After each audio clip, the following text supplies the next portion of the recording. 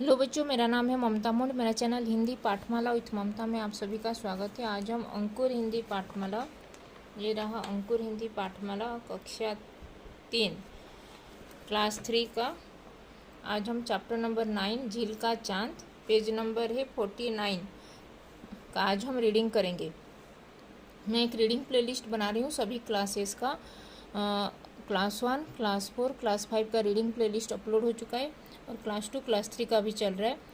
और अंकुर हिंदी पाठमाला क्लास 1 का प्लेलिस्ट में 60 to 70 वीडियो जो, अगर किसी को हिंदी सीखना है, हिंदी लैंग्वेज, हिंदी भाषा सीखना है तो वो प्लेलिस्ट चेक कर सकते हो, क्योंकि वहाँ पे बेसिक हिंदी जैसे अल्फ़ाबेट, वर्णमाला से स्टार्टिंग होके मात्रा, वर्ड्स, 12 खड़ी, ऐसे बेसिक हिंदी का वीडियोज अपलोड हुआ है। तो बड़े लोग भी अगर हिंदी भाषा सीखना चाहते हैं, हिंदी लैंग्वेज, तो वो भी चेक कर सकते हैं। और मैं अंकुर हिंदी पाठमाला कक्षा 5 क्लास 5 का मैं at the end of the chapter में जो भाषा संसार है उसका पूरा फुल टेक्स्ट बुक का भाषा संसार ग्रामर पोर्शन का टेक्स्ट बुक सोल्यूशन बनाई हूँ और उसका मैं PDF फाइल इंस्टामोजो में अपलोड की हूँ और उसका जो इंस्टामोजो का लिंक मैं कम्युनिटी टैब में शेयर की हूँ। अगर किसी को चाहिए तो वहाँ पे जाके कम्युनिटी टैब से वो इंस्टामोजो का लिंक से परचेज कर सकते हो। और बाकी क्लासेस का भी मैं अब ये कर रही हूँ, अभी जब होगा तो उसका लिंक मैं ये कम्युनिटी टैब में उसका PDF फाइल मैं इंस्टामोजो में अपलोड करूँगी और उसका वीडियो, उसका जो लिंक, इंस्टामोजो का लिंक मैं कम्युनिटी टैब में शेयर कर दूँगी। अगर किसी को चाहिए तो वहाँ से परचेज कर सकते हो। और मैं NCERT का भी कर रही हूँ, फिर आगे चल के अदर स्टेट बोर्ड जैसे कर्नाटका, आंध्रा, तेलंगाना स्टेट बोर्ड का भी क्लास ये सेकेंड लैंग्वेज, थर्ड लैंग्वेज का हिंदी लैंग्वेज का वीडियो सब अपलोड करने वाली हूँ। तो अगर इस चैनल को सब्सक्राइब नहीं किए हो तो हिंदी पाठमाला विथ ममता चैनल को सब्सक्राइब कर देना और अपने फ्रेंड्स लोग के साथ भी इस चैनल का लिंक को शेयर कर देना सब्सक्राइब करने के लिए। तो चलो स्टार्ट करते हैं। झील का चांद। हाथियों, झील का चांद, पेज नंबर 9, अंकुर हिंदी पाठमाला क्लास 3 झील का चांद, चैप्टर नंबर 9, पेज नंबर है 49। हाथियों का एक बड़ा झुंड घने जंगल में रहता था। उनके राजा का नाम चतुर्दंत था। बरसों बाद वहाँ सूखा पड़ा, वर्षा नहीं हुई। सारे तालाब, नदी, नाले सूख गए। बहुत से हाथियों के बच्चे पानी के बिना बेहाल हो गए, कुछ मर भी गए। बहुत से हाथी मिलकर राजा के पास गए और बोले, महाराज, आसपास कहीं पानी दिखाई नहीं देता। हम और हमारे बच्चे प्यास से तड़प रहे हैं। कृपा करके ऐसी झील या तालाब का पता बताइए जहाँ पानी की कमी न हो और हम जी भर पानी पी सकें। कुछ सोचने के बाद चतुर्दंत बोला, हाँ, मुझे एक ऐसी झील का पता चला है। वहाँ कभी भी पानी नहीं सूखता, परंतु वह झील बहुत दूर है। कहो तो वहीं चले, वहाँ पानी है। तो देरी क्यों, अभी चलिए। सभी हाथी एक साथ बोल पड़े। सभी हाथी राजा के पीछे पीछे चल पड़े। लगातार दिन रात चलते चलते छठे दिन हाथी उस झील के किनारे पहुँचे।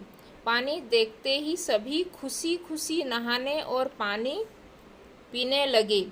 पानी पीकर वे काफ़ी देर तक बाहर निकले और जंगल में टहलने लगे। ये था पेज नंबर 49 का रीडिंग। अभी पेज नंबर 50 का रीडिंग हम करेंगे। ये रहा पेज नंबर 50। पेज नंबर 50 का रीडिंग करेंगे। तो उस झील के किनारे बहुत से खरगोश रहते थे। उन्होंने कच्ची मिट्टी में बिल बना रखे थे। हाथियों के पैरों तले बहुत से बिल टूट गए। बहुत से खरगोश मारे गए और बहुत से जख्मी हो गए। हाथियों के वहाँ से चले जाने के बाद रोते चिल्लाते लंगड़ाते खरगोश इकट्ठे हुए। हे प्रभु, चारों ओर कहीं पानी नहीं। यह हाथियों का झुंड अब रोज यहाँ आया करेगा। हमारे बाकी साथी भी मारे जाएंगे।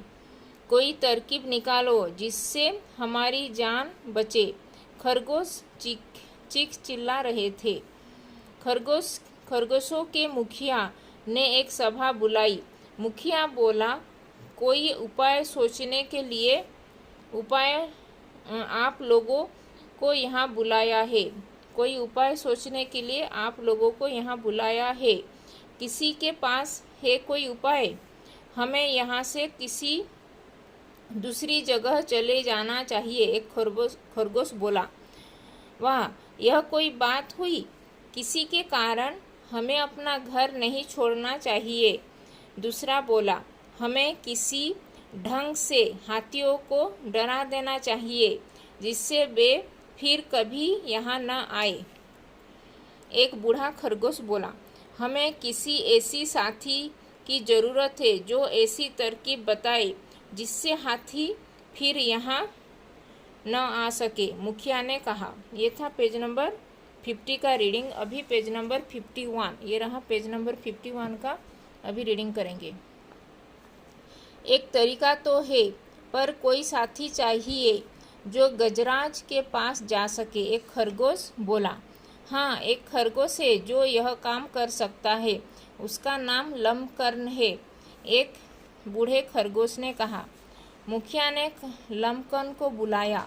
महाराज, आप चिंता न करें, मैं आपका दूत बनकर वहाँ जाता हूँ। लम्बकर्न बोला। लम्बकर्न हाथियों के राजा से मिलने चल दिया और वहाँ पहुंचकर वह एक ऊंची शिला पर बैठकर बोला, ओ गजराज, मैं महाबली चंद्रमा का दूत हूँ। चंद्रमा महाराज झील में पधारे हैं। तुम पर बहुत नाराज हैं। तुमने उनके साथियों को मारा है, उनके वंशजों को मारा है। वे तुम्हें दंड देंगे। अरे भाई खरगोश, मुझे चंद्र महाराज के दर्शन करवाओ, मैं उनसे माफ़ी मांग लूँगा। गजराज बोला। चंद्र महाराज झील में अपने परिवार वालों को दिलासा देने आए हैं। वे ध्यान में मग्न हैं। उनका ध्यान टूटा तो वे तुम्हें साप दे देंगे, तब तुम पर भयंकर विपत्ति आ पड़ेगी। लम्बकर्न बोला। लम्बकर्न गजराज को झील के किनारे ले गया। गजराज ने झील के पानी में चंद्रमा की परछाई देखी। गजराज ने उन्हें प्रणाम किया और वहां से चला गया।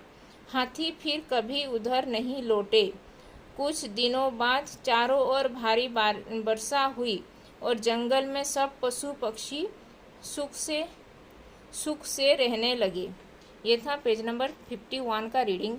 आज हम अंकुर हिंदी पाठमाला कक्षा 3 क्लास 3 का क्लास 3 का चैप्टर नंबर 9 झील का चांद का पेज नंबर है 49, 50, 51 का आज हम रीडिंग किए। अगर वीडियो अच्छा लगा तो अपने फ्रेंड्स लोगों के साथ इस वीडियो को लाइक और शेयर कर देना। और अगर चैनल सब्सक्राइब नहीं किया तो इस चैनल को प्लीज़ सब्सक्राइब कर देना, क्योंकि आगे चल के मैं NCERT, other state board, Karnataka, Telangana, Andhra का second language, third language Hindi का भी वीडियोज अपलोड करने वाली हूँ। तो इस चैनल को प्लीज़ सब्सक्राइब कर देना और अपने फ्रेंड्स लोग के साथ भी इस चैनल का लिंक शेयर कर देना सब्सक्राइब करने के लिए। तो धन्यवाद, थैंक यू।